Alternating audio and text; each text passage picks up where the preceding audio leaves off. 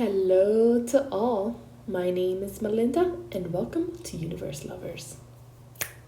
Today's video is a unique one, I shall say. I usually like to see what's trending and see what I like because not all the trends are something that I'm like crazy over, but certain ones just hit differently. Now, I haven't seen anything aside from the Solid Builder Gel that I've been going crazy over. But when I went to the nail supply store, things were different.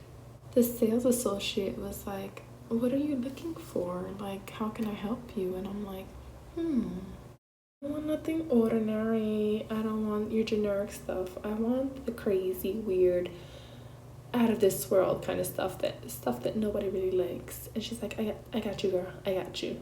So she decides to show me like a bunch of different things and like gems and like these different colored like pastel studs, and she showed me a bunch of different stuff, but one thing that really stood out, and I was just like, no way, it's like these furry velvety textured nails. And I was just like, huh.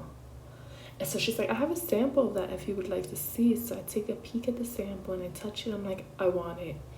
Now this had a combination of, I believe, 6 colors. You have your pink, your purple, your blue, your tealish blue, and like a mossy grass green color, which I thought was going to be my favorite, but some other colors stood out a little bit more.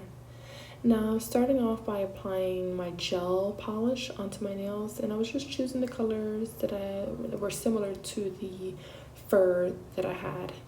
So I didn't know exactly how I was gonna do this because this was my first time doing it, but I kind of just like going with the flow.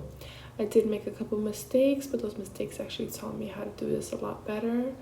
And FYI, just want to give you a heads up.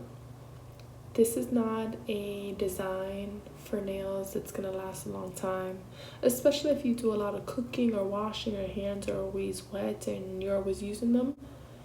It's not the best. It does get dirty, but it is a whole vibe. Like, I mean, like, it's crazy how these look. They didn't last, honestly, with me. I think it was like 2 days and that's it, but it was so satisfying and so worth it. I started off by applying some top coat onto my nails. The first mistake I made was that I applied top coat on all of my nails, right? Because I was only supposed to cure one nail at a time, but I forgot. And I ended up curing all of the nails, so I had to buff 4 other nails because it wouldn't stick onto it, you know? So I then applied my top coat, as you see here, and I just dumped on the fuzzy teddy bear velvety concoction here. The green was a little bit more stubborn than most of the colors because, as you see here, it's like chunky and it just made it really difficult. This is the one that probably had the toughest part, like making the product stick to the top coat. I had to really press down on it really hard and get the corners and then dip it again and dip it again. So yes, the green one was a little bit of a fuss. Now the pink one, as you see here, I remember I told you I had to buff the nails and then reapply top coat. So on this one, actually I didn't put top coat. I actually used my nail adhesive that I use on my prey nails, which is super thick and super powerful. So I used that on I think 2 of the nails or 3 of the nails. Honestly, I didn't see a big difference. The only one that gave me the issues was the green one, but the rest of them stayed on pretty well. Even when I changed from top coat to the nail adhesive, which is a lot thicker, almost like a, what would I call it? Similar to like the Macart glue. I think it was that kind of texture. But not a big difference, just in case you think like, oh, I may need something stronger. No, use what you have. This is only something that's gonna last for very few days, so don't go crazy about it.